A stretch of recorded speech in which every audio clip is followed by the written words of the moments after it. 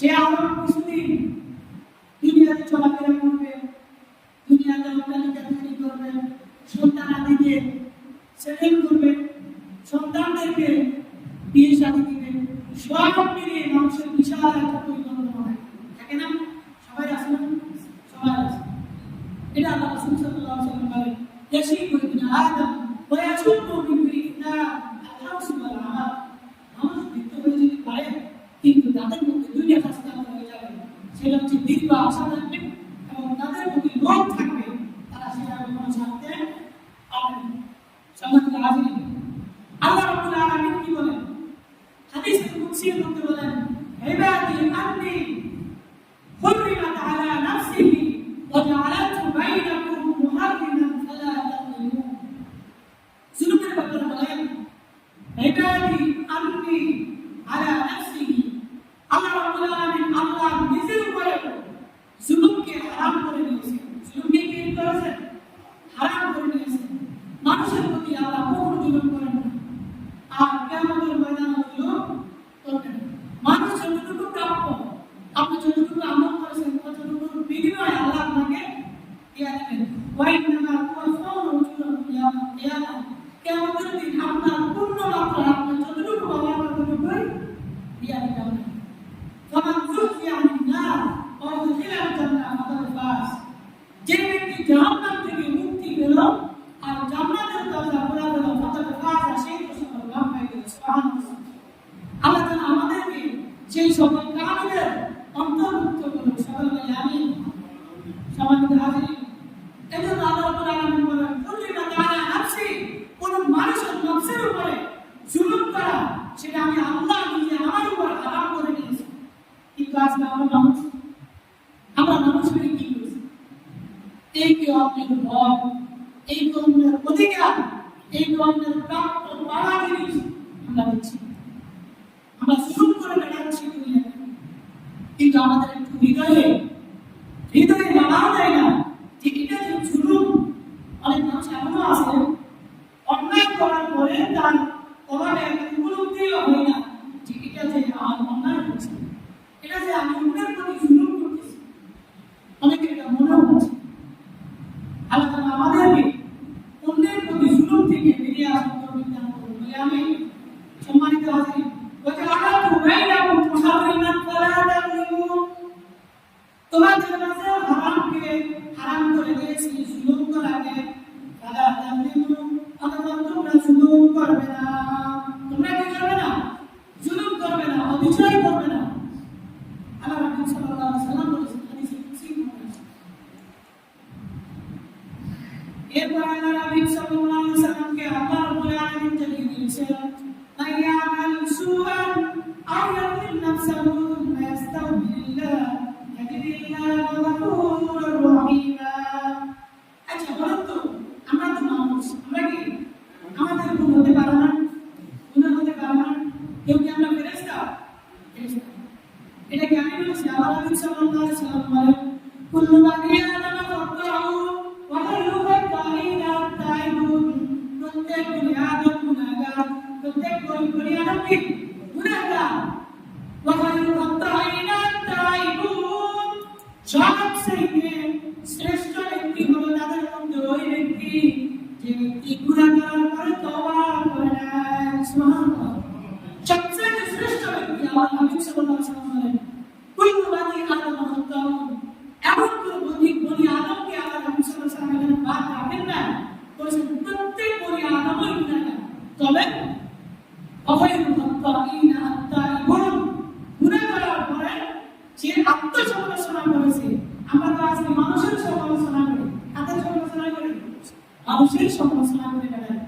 কিন্তু নিজেকে একবার আত্মসমালোচনা করে দেখেছেন? নিজের গুনাহের কথা, নিজের অপরাধের কথা একবার চিন্তা করে দেখেছেন যে আমার মধ্যে কতটুকু ত্রুটি রয়েছে? আমি যে আলোচনার ত্রুটি আমি বর্ণনা করে যাচ্ছি, তার মনে বসে বসে যত মানুষের অন্যায় অপরাধ রয়েছে সবগুলো ঘুরে বেড়াচ্ছে, কিন্তু একবার ভেবে চিন্তা করি না আমরা যে আমার নিজের আত্মসমালোচনাটা করাটা কতটা প্রয়োজন?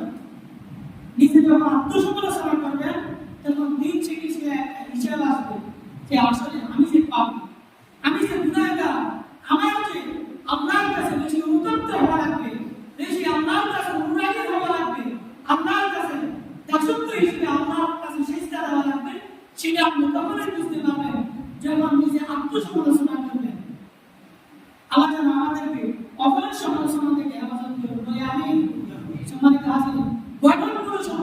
গঠনমূলক সমালোচনা একটা বিষয়, আর অন্যের ত্রুটি ধরে দেওয়া, অপমান করা, লাঞ্ছিত করা, এই সমালোচনা হচ্ছে আরেক জিনিস। কেউ অপরাধ করতেছে, 1 দিন 2 দিন 3 দিন 10 দিন আপনার চোখে পড়ছে, আপনি ব্যক্তিগতভাবে পার্সোনালি দাবি করেন তাহলে এখান থেকে বেরিয়ে আসুন। যদি না হয় তাহলে ইসলামী শরীয়তে যে তার জন্য যদি কোনো শাস্তির ব্যবস্থা থাকে, যে অপরাধের জন্য যে শাস্তি, আপনি তাকে ওই শাস্তির জবাব দিতে পারবেন।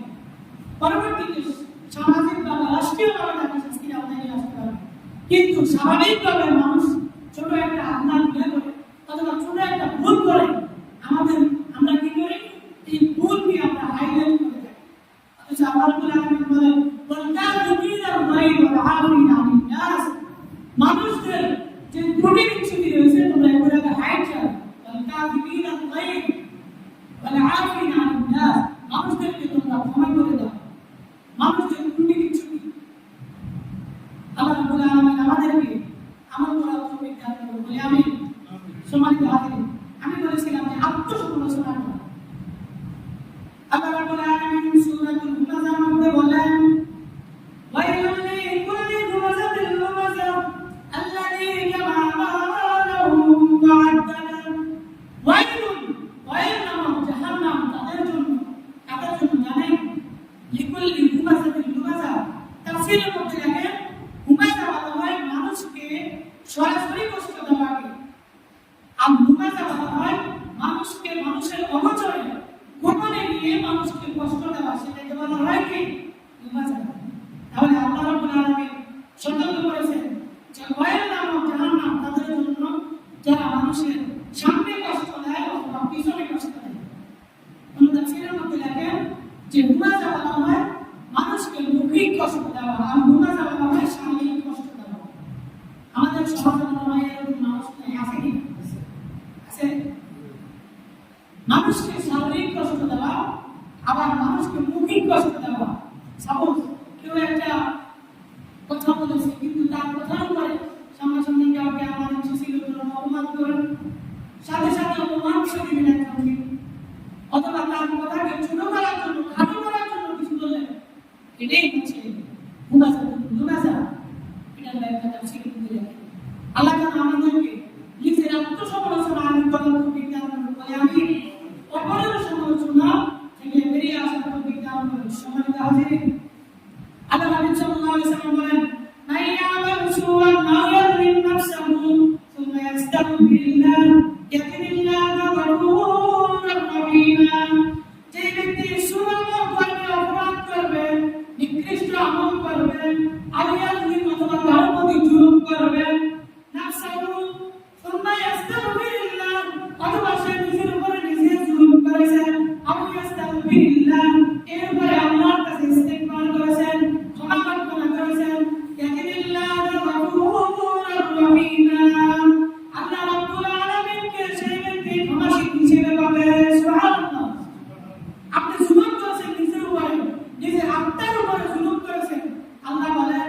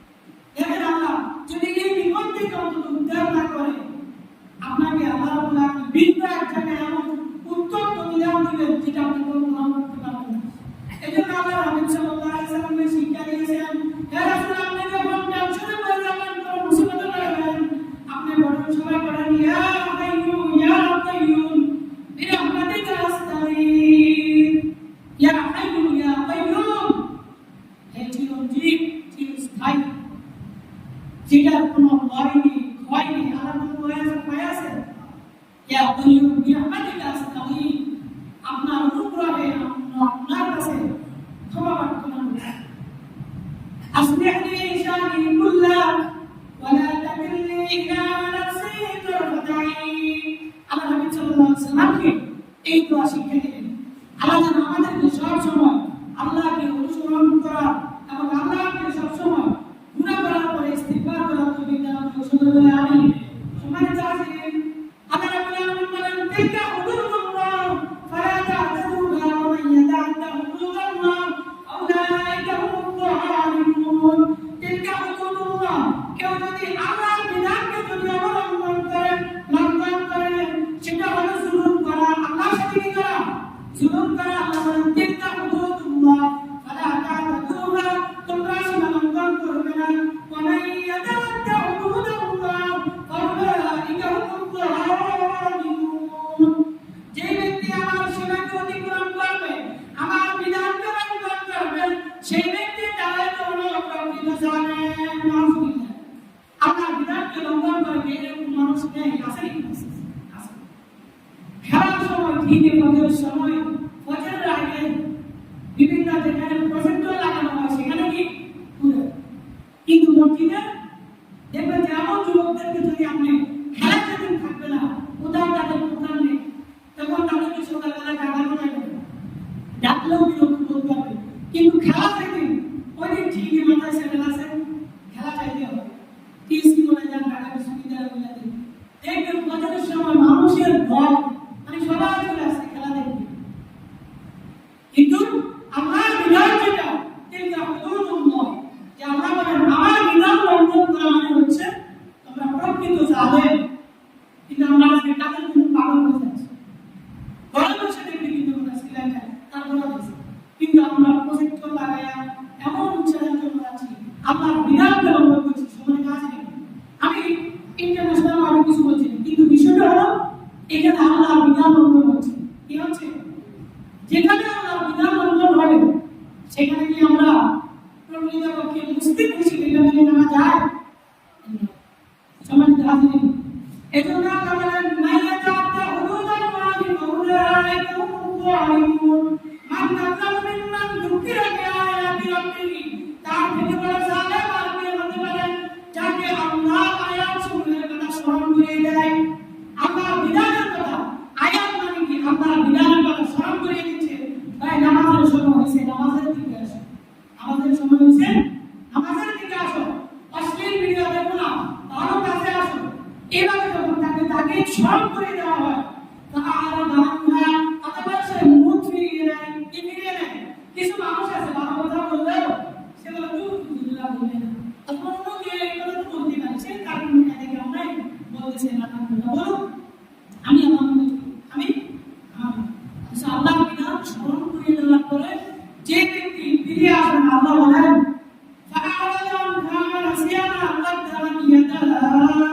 সে তার পিছনের গুনাহের কথাও স্মরণ করে না। আল্লাহ বলেন, তার থেকে বড় জালেম আর কে আছে? তাহলে আল্লাহ তাআলা আল্লাহর বিধানের দিকে আমাদেরকে আসার তৌফিক দান করুন। বলে আমি সম্মানিত হাজিরিন, সময় শেষ পর্যায়ে একটি আয়াত বলে আমি শেষ করছি। আল্লাহ বলেন, ওয়ায়াউমা ইয়া'আদু যালিমু আলা ইয়াদাইহি ইয়াকুলু ইয়া লাইতানি ইত্তাখাযতু মা'a রাসূলি সাবিলা। ওয়ায়াউমা ইয়া'আদু যালিমু আলা ইয়াদাইহি, যে তাদের নিজেদের উপরে তাদের নিজেদের হাতকে কামড়াতে থাকবে, কিয়ামতের ময়দানে হাতকে কি করবে? কামড়াতে থাকবে। কেন কামড়াতে থাকবে? আর বলতে থাকবে, ইয়াকুলু ইয়া লাইতানি, হায় আফসোস, লাইতানি মা'a ইত্তাখাযতু মা'a রাসূলি সাবিলা, যদি রাসূল করিম সাল্লাল্লাহু আলাইহি ওয়াসাল্লামকে আমরা রাসূল হিসেবে, পথ হিসেবে বেছে নিতাম, কতই না আমাদের জন্য উত্তম হতো। এরপরে বলেন, ইয়া লাইতানি লাম আত্তাখিয ফুলানান খালিলা। আমি একটি আগে কথা বলেছি, আমাদের সৎ সঙ্গ প্রয়োজনের কারণে, সৎ সঙ্গের অভাবের কারণে আমাদের যুব সমাজ নষ্ট হয়ে গেছে। এটার একমাত্র কি কারণ কি বলছি? সৎ সঙ্গ না করার কারণে, সৎ সঙ্গ না করার কারণে। একজন বন্ধু তার ক্যারেক্টার নষ্ট করে দিতে পারে। ইংরেজিতে একটি প্রবাদ রয়েছে, when wealth is lost, something is lost. When wealth is lost, something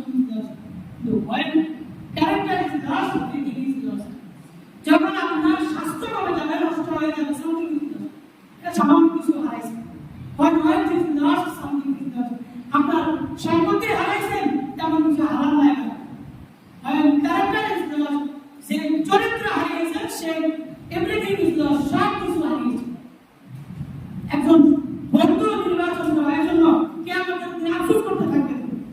আল্লাহ বলেন ইয়া লাইতানি লাম আত্তাখিয ফুলানান খলিলান, কিয়ামতের দিন মানুষ আফসোস করতে থাকবে, হায় অমুককে যদি আজকে বন্ধু না বানাতাম তাহলে আমি আজকে বেঁচে যেতাম আল্লাহর কাছে। তাহলে আমাদের বন্ধু নির্বাচন করতে অবশ্যই আমাদেরকে নিতে হবে ভালো বন্ধু, যা সৎ চরিত্র উত্তম আচরণ এমন বন্ধু বেছে নিই। কিন্তু আমরা আজকে বন্ধু বেছে নিই যে মেয়েদের সাথে হাঁটাতে পারবে, অশ্লীল কাজ চালাতে পারবে, মিডিয়ায় এ ধরনের বন্ধু যারা দুষ্টামের সাথে লিপ্ত। তাই হচ্ছে কথা মনে রাখবেন, মানুষ যখন একটা ছোট ছেলে যখন ছোট একটা গুণাহের দিকে অথবা ছোট আপনার থেকে একবার ছোট মনে হচ্ছে, ধরুন মার্বেল হয় ছোট ছেলে এর যে ছোট একটা মার্বেল থেকে শুরু করে এখান থেকে সে আজকে ধরুন 5টা মার্বেল পাইছে, কালকে সে টাকার প্রতি বিরোধ করবে যে আমি 5 টাকা করে নিয়ে এই যে এরপরে দিন সে জুয়ায় আসক্ত হয়ে যাবে, 3 দিন সে অশ্লীল কাজগুলো থেকে লিপ্ত হয়ে যাবে। তাহলে এখান থেকে বারণ করার দায়িত্বটা আমাদের, বারণ করার দায়িত্বটা আমাদের নিজেদের। আমাদেরকে এই সকল অন্যায় অপরাধ থেকে আমাদের সন্তানদেরকে হেফাজত করে সবাই বলে আমি সম্মানিত হাজির সমস্ত মানুষের জন্য দায়িত্বশীল। প্রত্যেক মানুষকে দায়িত্বের ব্যাপারে জিজ্ঞাসিত করবেন, আপনারা এখানে দায়িত্বশীল আছেন না? অনেকে কেউ আমার দায়িত্বশীল, সমাজের দায়িত্বশীল, রাষ্ট্রের দায়িত্বশীল, পরিবারের দায়িত্বশীল।